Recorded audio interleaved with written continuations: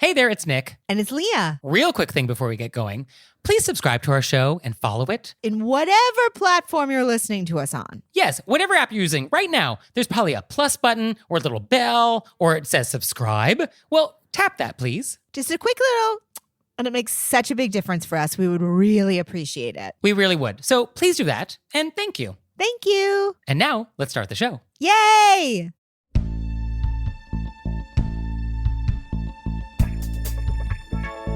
Do you wear your name tag on the wrong side? Do you criticize people's taste? Do you shame pets for their weight? Were you raised by wolves? Let's find out. Here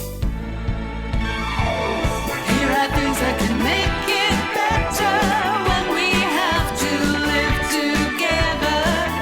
We can all use a little help. Some people don't ask themselves, were you raised by wolves? Hey everybody, it's Nick Layton. And I'm Leah Bonema. And let's just get right down to it with our AMUSE-BOUCHE. Let's get in it. So for today's AMUSE-BOUCHE, I want to talk about name tags. So Leah, what side do you wear your name tag on?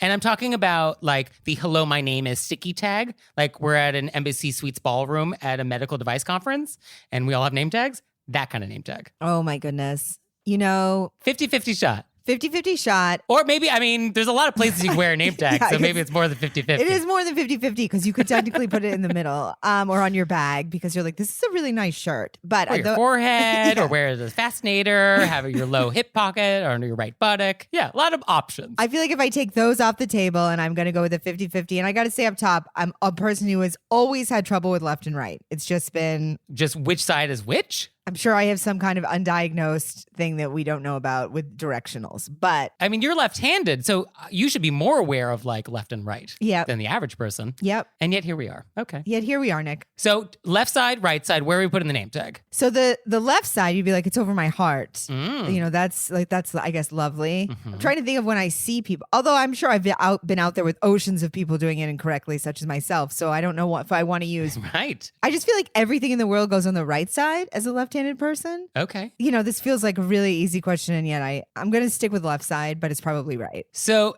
the right side is correct. Right. Right. And it should go pretty high up towards the collar. That would be the right zone. And the explanation for this is you want it on the right side so that as they're looking at your face and are about to transition down to your hand for a handshake, they can easily see the name on the way. That's the idea. And I was looking at the etiquette greats. Emily Post actually never weighed in on this. And I would assume it's just because she would never be caught dead wearing a name tag. Like, can you imagine? I can't even imagine that she would wear a lanyard. Right? Yeah, she'd be like, oh, bless you, dear. A name tag does not go with this ensemble. But those actually, hello, my name is name tags. I was looking into this. Those were only invented in 1959. Those are relatively recent. Huh. Right? Yeah. Yeah, fascinating. But Miss Manners, she has something to say about name tags, of course. She actually disapproves of them at strictly social functions because she says it, quote, makes things too easy and thus takes away the fun. So I think Miss Manners has a very interesting idea of fun. Yeah, very interesting. And by fun, I mean... Makes things too easy. Torturing people when they don't remember people's names. Yeah. So she delights in that. Wow. I, as a person I struggle with names. I do struggle with names, but I never put my name tag on because I'm like, oh, it's going to get sticky on my shirt. Okay. So you're one of those rebels who doesn't want to follow instructions in an event. Okay. Now, there is one etiquette expert, a contemporary, who does say that the name tag should be on your left. Oh, thank goodness. No, because the explanation given is that by wearing it on the left, it won't obscure your name tag as you're going in for the handshake. Now, this explanation, reach out your hand and now move your arm to cover an imaginary name tag on the right side. Oh, yeah. Where does your arm have to be to cover the name tag? You have to be shaking at a 180-degree angle. Who is shaking hands like this? And if that's how you shake hands, then okay. Wear the name tag on the left side. But if you don't do it that way, and I really hope you don't, then yeah, ignore that advice because I think that's just wrong. And wear your name tag on the right side, please. Or if you want to wear it on the left just to keep it over your heart. So it is true that flags and flowers actually do go on the left side because of that sort of heart relationship. But like the hello, my name is sticky thing, put that on the right.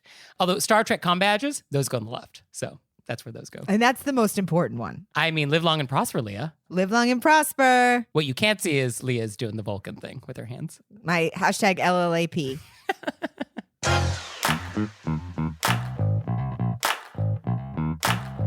And we're back, and now it's time to go deep. Deep, and this is really in my family. Okay, so for today's deep dive, I want to talk about yard sales and estate sales. Which I'm not sure if everybody at home knows. I come from a long line of yard salers. Okay, I don't think we know that. I feel like I've sort of slipped things in, kind of. Everyone, oh, it's got that at a yard sale. I also come from a yard sale, thrift store, flea market, garage sale family. Although I think as an adult, I have let the pendulum swing, and I'm much more of a minimalist now. So I don't actually want to acquire. I'm all about deaccessioning. Deaccessioning. What a word. Yeah, no, I'm trying to use like Marie Kondo, but also Swedish death cleaning. That's my new thing. Well, I actually don't even know if I enjoy, it's not the necessarily purchasing of items at yard sales that I enjoy so much now as an adult as the going to yard sales, the sort of thrill of the hunt. The thrill of the hunt, the getting up early, the having a coffee, you know what I mean? What's there, who's getting what, you know? It's a treasure hunt. Yeah. Yeah. Are there certain things you always look for or have an eye out for? I think my mom is top of the line yard sailor. My grandfather was like a professional yard sailor. Like he would turn stuff over. What do you mean turn stuff over? Like find things that were worth a lot more than they were being sold for. Oh, he's like an American picker. Yeah. Okay. And I often like, maybe I'm looking for a pair of pants or. You're buying clothing? Oh, yeah. I buy tons of clothing. Oh, you're at the one. Yard Okay. sales, flea markets, church sales. I'm not interested in soft goods at a. Oh, I love yard a soft sale. good. I've gotten some great bags, some fun shirts. I always have my eye out for champagne buckets because they're very useful. And I like vintage cookbooks. I'm always looking for etiquette books. And I always look for mahjong sets in case they're around. And they do pop up. And then, pro tip for our audience, I always look for stationery. Usually there's going to be just unused cards. And if they're not personalized, they're usually great and fun and different and vintage. And so I have a lot of sort of vintage stationery in my stationery wardrobe. So something to look out for next time you're out and about. I will say I always look for Christmas items that I don't have yet. I have noticed that there's never anything mid-century at any of these yard sales. Like, where are all the Florence Knoll credenzas? Where are the Noguchi coffee tables? I can only conclude that if you own an Eames lounge chair, you will never die. So I guess for immortality, you should just buy George Nelson something and you'll live forever. I guess that's what it is. Or they're just giving it to family members. I mean, that's the other Or option. it's already been claimed before it makes it to the yard sale. That also may be true. I prefer to think that Charles and Ray Eames leads to immortality, but that's me. Yeah. So I think the most important thing that when we go to a yard sale, and especially an estate sale, is keep your mouth shut. Like, do not criticize what is happening, the quality of the items, the goods. Like, no one needs to hear your commentary. Oh, yeah. I mean, you just said it out loud and I felt hurt. Definitely. These are people's things. Right. These are people's things. Things definitely have a lot of emotion with them. In Buddhism, attachment is suffering. It's one of the four noble truths. And people have a lot of emotional relationship. I mean, this is what Marie Kondo is all based on. And so, yeah, I think just there's no need to comment, criticize that dining table that you think is ugly. Well, there were 50 years of Thanksgiving dinners on that dining table for the people around.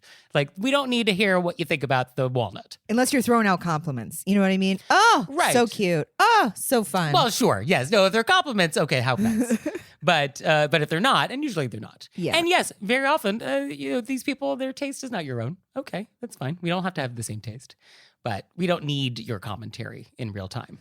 And I think the other thing is don't get there before it starts. Oh, yeah. I think that's probably the number one thing. Because when we've had, this is when I'm in Maine because it's not so much in the city, but about a yard sale, people want to stake it out early. Where is it? Is this going to be things that I want? Are there going to be competitive yard sailors going to be there? Maybe you do a drive-by. You see what time you think it's going to get set up, where you're going to park. Fine. But you don't expect to go in early. That's the start time. I was looking into this. There are horror stories online about people who had yard sales where people showed up the night before. Oh, yeah. Knocking on the door. Hey, here you're having yard sale tomorrow. Can I take a look at what's on offer? People get competitive. They're like, oh, maybe they have a record. I want to get maybe their vinyl section. I want to get it in first. Apparently, like video games, that's a very hot item for yard sailors. Right. So yeah, don't be an early bird, I think is the term that is used in the yard sale culture.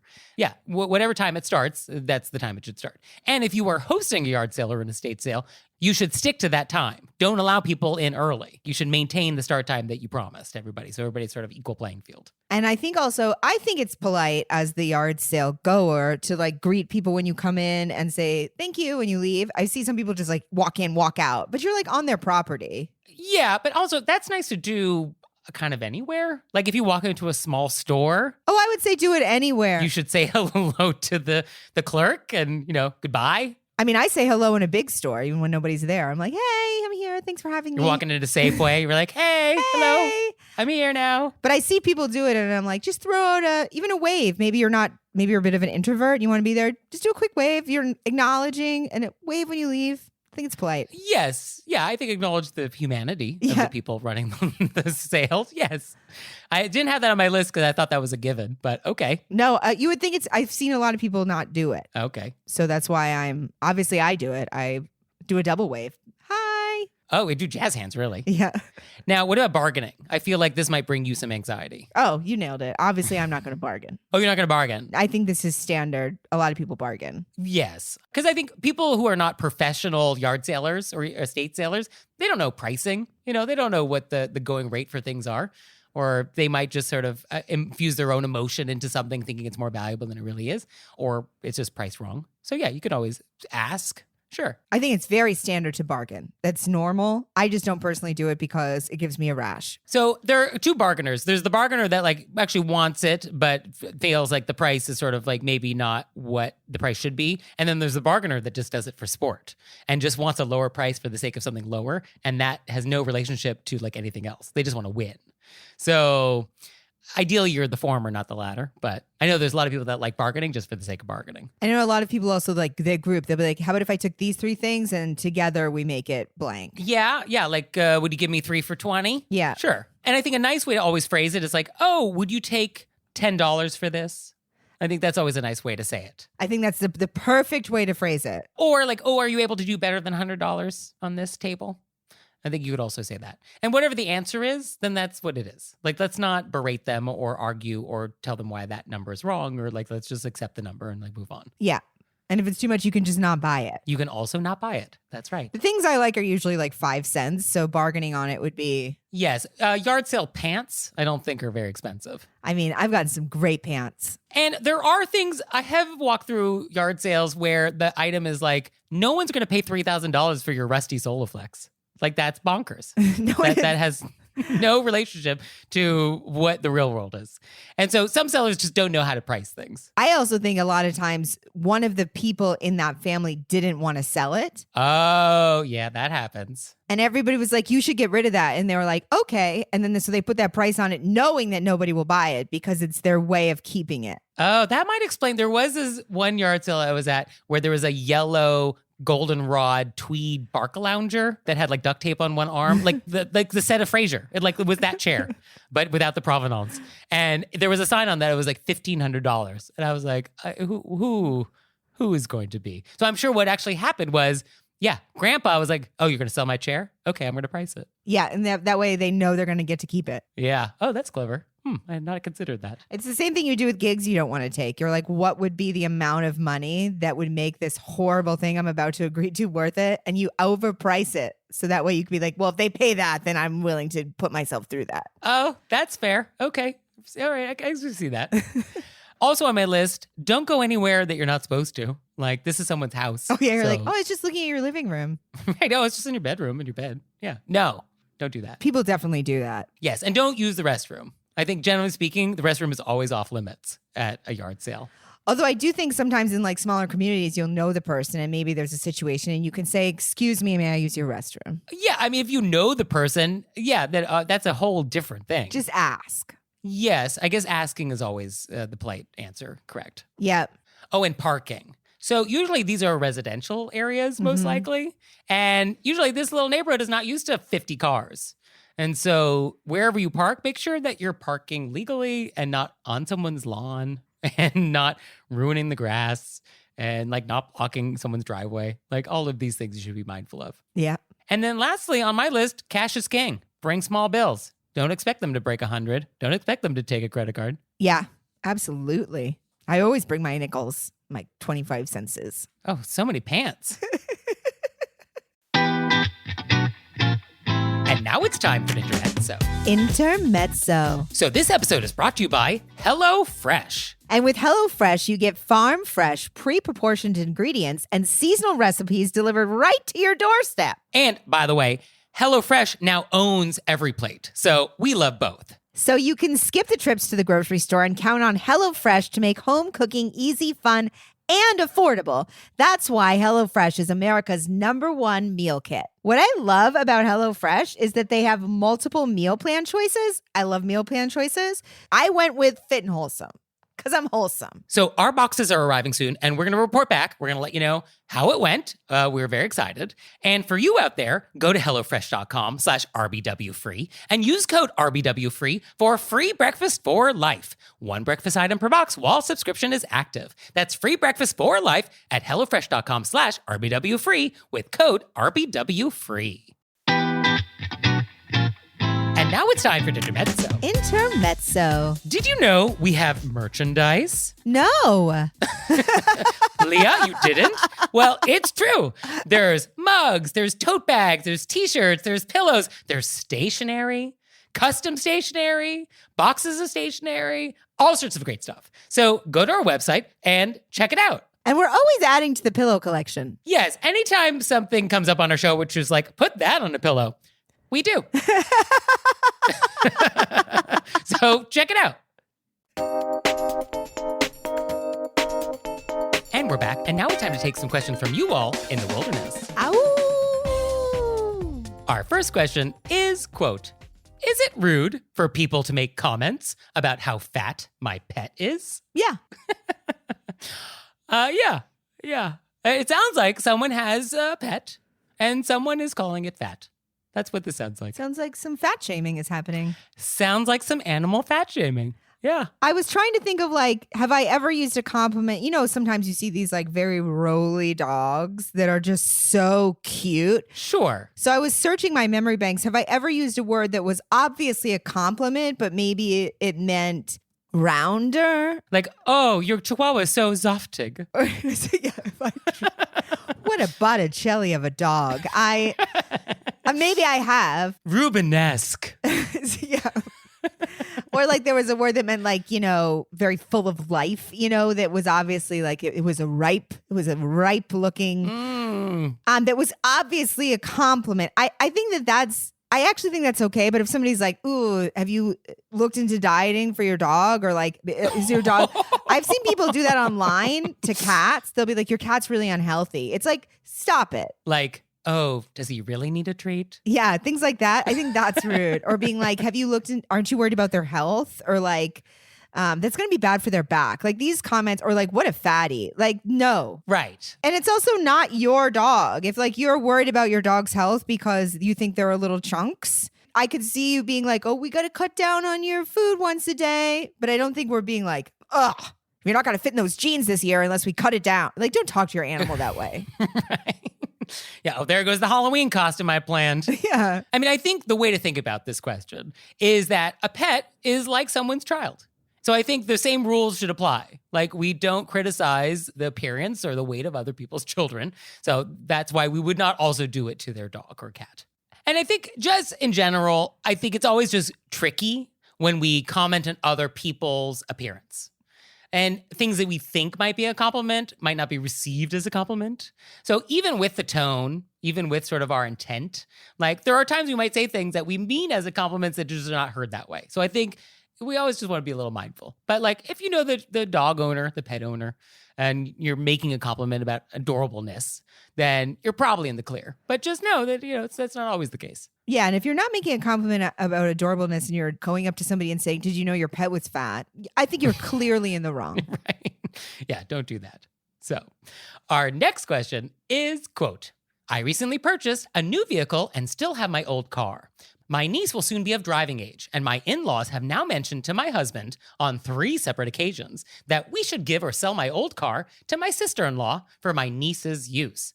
The thing is, this old car is currently not for sale because I'm not ready to part with it. It has been in my life longer than my husband. And I also hate being pressured into doing things, and I know that it wouldn't be at all taken care of in this new home. I don't particularly want to watch my first car be trashed. It was a graduation present from my parents, and it has sentimental value. My husband has made it very clear to them that the car is not currently for sale, is not his to sell, and he will not be encouraging me to do so, as they have requested. So here are my questions. Am I wrong for not giving or selling my car to them? I technically don't need it. If they continue to address my husband instead of me, and he continues to reiterate that the car isn't his and isn't for sale, would it be rude for me to bring it up to them myself? And if they do address me, do I have to provide an explanation for why I don't want to sell the car? Is it rude to just say no? I can't say what I wrote because it has expletives in it. Oh, no, you cannot. But that's how you feel. That is how I feel. Okay, so you have that kind of strong reaction to this. Yes, the idea that somebody would bully you into selling your car. Yeah. And then to the point where you feel like you have to give them reasons other than, No. I'm not selling my car. Yeah, that's the end of it. Yeah. It's your car. So a couple things that I actually wanted just to sort of note. So I get the sense from this letter that our letter writer would like to say something to these people. That was also my read. Yeah, I feel like she would like to say something. She has words that she has inside that she would like to get out. I think I wouldn't say anything. I mean, there could be this question you could speak with your spouse and say, it's really starting to bother me that this keeps coming up. Do you want to either tell them it's a closed issue or would you like me to speak with them?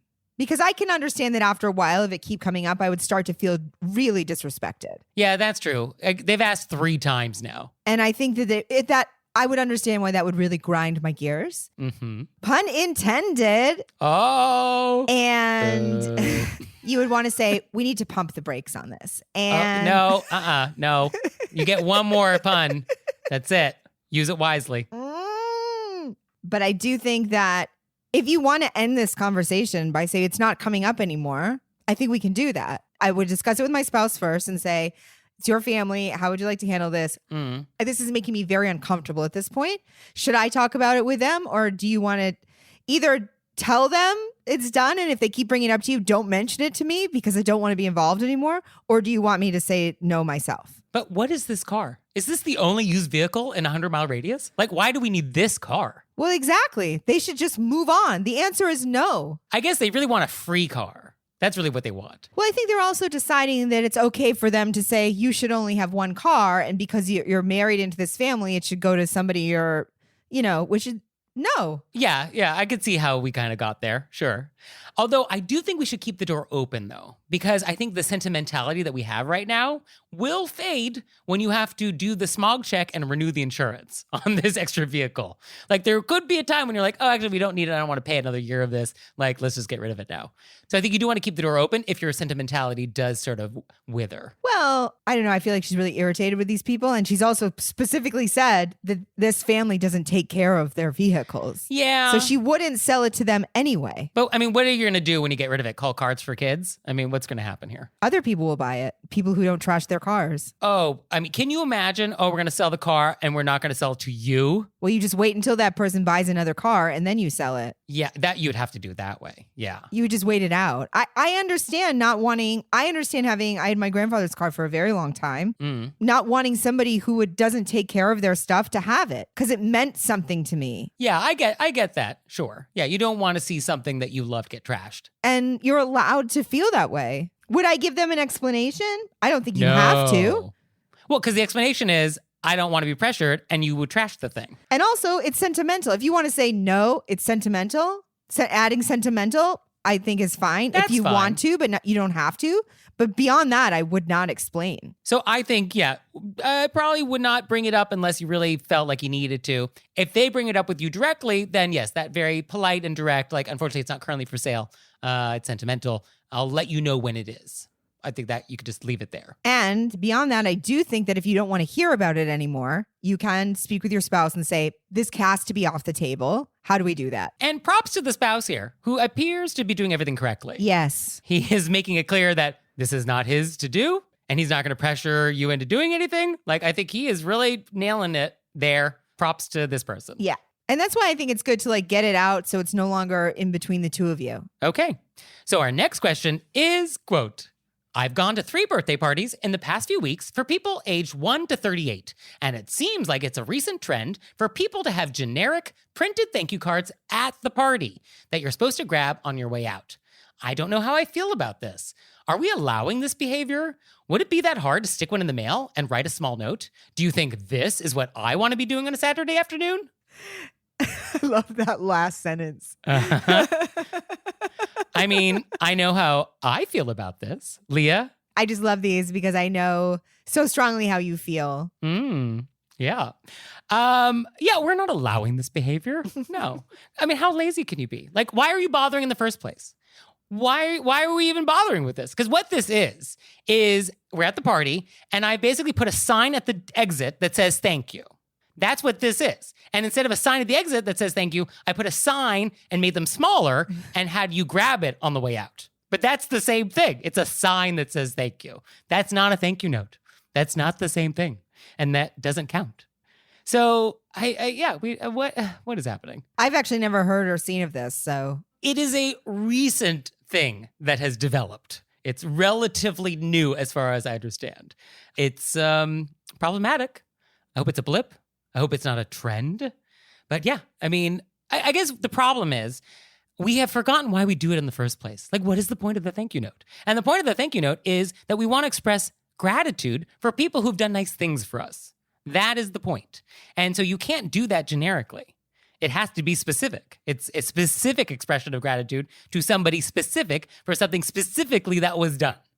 And you can even make it a selfish act. Like, I would like more people to do nice things for me and give me presents. I want that. And one way I can encourage that is by writing these thank you notes, which would then encourage them to do it again. So you could just think of this as a totally selfish thing, that if you want more free stuff, then you got to do this thing. So that's fine. I'll take that. No problem. But also, the fun part of giving gifts is watching someone get the gift and enjoy it and bringing some delight to their life. Like, as a gift giver, that's part of the fun.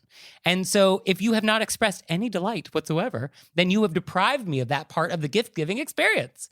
And so that is rude. When I see these questions, I just think of you. So I feel like this is... Yeah. Mm-hmm. Yeah. All you have to do is just push the thank you note button, and I have a lot to say. Yeah, that's it.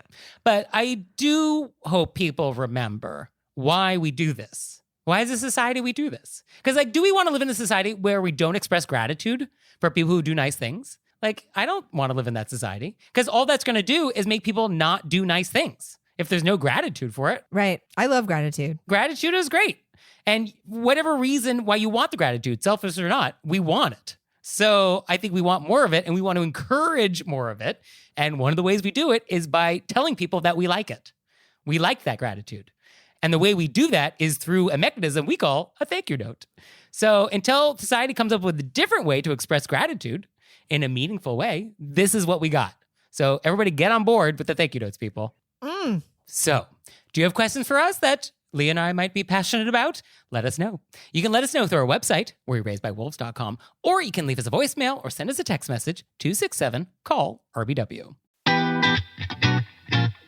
And now it's time for Intermezzo. Intermezzo. So did you know you can help support our show on Patreon? We have a Patreon. We do. And there's tons of fun stuff there. There's videos, there's audio clips, all sorts of stuff. I was just thinking about how many videos there must be up there by now. Oh, there's a lot. There's a lot of bonus content that you have never seen if you do not join us on Patreon. So go to our website, select monthly membership, and see if that's something you'd like to do. We'd so appreciate it. We really would. So please check it out, and thank you. Thank you.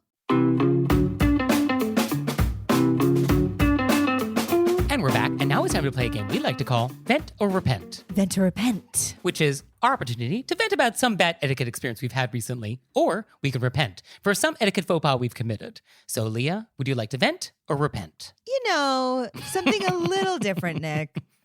Oh. Little different. I think I'd like to vent. Okay. Twist. All right, what do you got? Twist, I'm venting. This has been... It was irritating the first time, and then it's happened multiple times. So I thought I would just address the behavior. Okay, umbrella. An umbrella. And, it's quite possible that I've done this at some point in my life, at which point I apologize. I don't think so, though. Anytime people find out I moved to Los Angeles, so this usually happens like on a phone call, or maybe it's a message, somebody I haven't seen recently. Oh, you moved to Los Angeles. I've had multiple people then respond by telling me why they hate Los Angeles. Oh, I tried living there. It's too big. Oh, everything was this. I hated this. What a say, I didn't want to live there. You're like, I honestly don't understand why you felt like that's something that you should share in this moment. Yeah. Also, didn't ask you. I didn't ask. You asked me. Why are we just making it negative? And at the same thing, I'll tell people I just moved from New York, and then people will then tell me what they hate about New York. Oh, people are mean. Oh, it's such a hard city. Yeah. And I'll be like, well, I liked it. Yeah. I just don't know why people feel the need to respond and then negatively. Yeah. Well, I'm here. That's the problem. I wanted to move here. I'm excited about it. I'm sorry it didn't work out for you. Are we talking about your life decisions, or did you ask me what I'm doing? Yeah. I mean, you don't want to criticize the place that people call home. I think that's a general rule, that's just very rude. Like, I lived there. So don't criticize the place that I live. Like, that's not for you. Thank you. Right? Maybe I'll just say that. Please don't criticize, because it immediately puts you on the defensive. And I don't want to be rude. Someone was like, oh, I'm sorry that you had, oh, well, I hope you found it. Why am I all of a sudden having to do that? Well, also, I mean, this happens for New York all the time. All the time, people with New York. Oh, you live in New York? I mean, and it's like, well, hey, I'm sorry you couldn't cut it. No, but it's also like, I am not responsible for defending the city of New York City. Like, I can't do that. And yes, New York City, it has its highs, it has its lows, its extremes. That's part of the fun. That's part of the challenge. And it's not for everybody, and that's okay. And nowhere is for everybody. There's not one universal place, other than probably like Scandinavia, that like is good for everybody. And like, it's just about taste. Cities are on different wavelengths. And it's just whether or not that wavelength resonates for you or not. Like, New York does not resonate for everybody. LA, not for everybody. Small town USA, not for everybody. And places that fit, that are on your wavelength, those are good fits. And if it's not, if it's discordant, then it's not a good fit. Doesn't mean it's a bad place. It just means it's not a good fit for you. So just because it's not good for you doesn't mean you need to open your mouth and criticize it for other people. Exactly. So. And may I also say that because I moved, it doesn't mean I hate New York. People be like, oh, New York wore you out. No, I absolutely love New York. I'm moving for work stuff. Stop jumping in with opinions that have nothing to do with my life. Yeah, that's what it is. That's the kernel. Like, stop criticizing my life. Thank you. Yeah, I guess that's what it is. I needed to be validated. Thank you, Nick. Well, I'm sorry this happened to you. Thank you. Well, I would also like to vent. Thank goodness. So, I was actually just at Greenwood Cemetery in Brooklyn, which, if you've never been, phenomenal. I mean, gorgeous. It's acres and acres. It's a cemetery with these gorgeous mausoleums, and all sorts of famous people are buried there. And the Moth, the storytelling group, was having an event. So I went to Greenwood Cemetery, and we are out in this sort of like area between like a crypt and a chapel, and there's like a little stage, and it's outdoors, and we're in little folding chairs, and it's like totally lovely, warm evening. And in front of me are two women, and they're chatting, and they're chewing gum, and one of the women takes one of the silver foil wrappers and wraps it around her thumb, and then like twists the little top, and it kind of creates like a little dunce cap shape. And then she takes this and she puts it in her palm in such a way that when she smacks the bottom of her hand, the wrapper shoots out of the top, and it shot so high up, like 10 feet. And it was outdoors, and so there's a little bit of a breeze. And so this fell on some woman like 4 rows forward. And so I see all this happening because like it's right in front of me. And I see the woman who got hit, and she doesn't know what happened. All she knows is like something just hit her head that was like light, but like noticeable. And then it like fell on the ground behind her. And she didn't know what happened. And it's like, oh, okay. So not only have you like made a loud, disturbing noise, but you've also hit a stranger with something, and now you've littered in a cemetery. We have done all of these things. And then the friend was like, ooh, that looks fun. I want to try. And then does it and hits someone else. What? And luckily it was just 2 because the show was about to start. But I was wondering, like, should I say something? Like, what's my role here? I'm seeing all this happen, and they're close enough for me to be able to lean over and say something. So luckily I was not presented with this choice. But like, should I have said something? I don't know. Like, what do you say? Like, hey, can you not? Can you not hit people with your garbage? Right? Like, on behalf of society, we had a meeting. We all agreed. you shouldn't do that. So It's like, did you switch bodies with toddlers? And yeah, so I don't litter in a cemetery, don't hit people with garbage, like all of these things. So yeah, that's my vent. people are just so, what's going on? Yeah, absent-minded. That's the most charitable explanation. Very charitable explanation. Yeah, I'm feeling very charitable today. And at a cemetery. And in a cemetery, I mean, there's no place this is good, but cemetery, definitely not good. Definitely disrespectful. Yeah, 100%. Imagine you just leaned in really and you were like, rude. Like a ghost. Yes, like a ghost. Rude. You're being rude.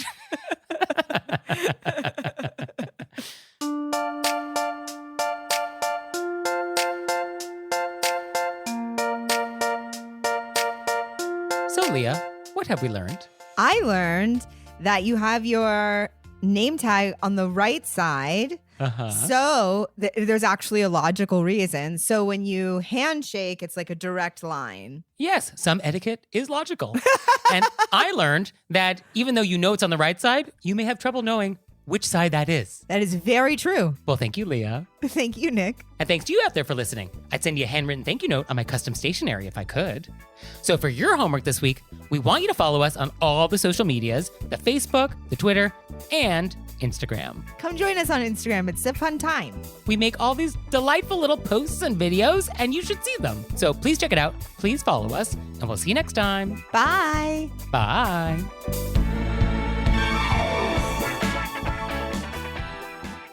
All right, Leah, it's time for Cordials of Kindness, the part of the show that you make us do, but I only give you 30 seconds to do it. Ready, set, go. So previously I discussed my phenomenal dentist in New York, Dr. Tim Collada, who one of our listeners actually wrote in and also knew him and loved him. Right? Such a delight. He's making people's lives better all over. And he hooked me up with somebody that he knew in Los Angeles, Dr. Israeli, who's a dentist. And they communicated with each other about like my dental issues. And I get very anxious with things in my mouth. And I went and he'd already talked with Dr. Collada and he was totally prepared for me. And they had the Animal Planet playing in the background. And they were just so absolutely terrific and wonderful and good to talk to. And I'm so grateful. That's very nice. And for me, we got a lovely review, which is, quote, Were You Raised by Wolves is wildly entertaining, educational, and relatable. Nick and Leah are a perfect pair, just simply a delight to listen to each week. The show is expertly organized and edited, no rambling or long-winded tangents here, although I wouldn't mind a little of that from these two. Can't get enough. My only criticism is that the bonus episodes do not include the amazing and very danceable theme song at the introduction. So sweet. That's very nice. And I do run a very tight ship in the show, but if you want rambling, head on over to Patreon. I just gave Leah permission to post on her own, so she's now unsupervised. And so there's lots of content she's posting on Patreon. So check that out if you're interested. And thank you. Thank you. And I think maybe this is a great time to steer people over to our Cordials of Kindness. Oh, third pun. Third pun. That was your limit. Had to get it in. But yes, you can also submit your own Cordials of Kindness, cordialsofkindness.com. Oh, Leah, one more thing. What? Have you signed up for Patreon yet? I have. Me too. You out there, have you signed up for Patreon yet? No? Well, go to our website, wereyouRaisedByWolves.com, click on monthly membership, check it out, because we would really appreciate it if you'd support our show. We love your support. We would. So please do that, and we'll see you next time. Bye. Bye.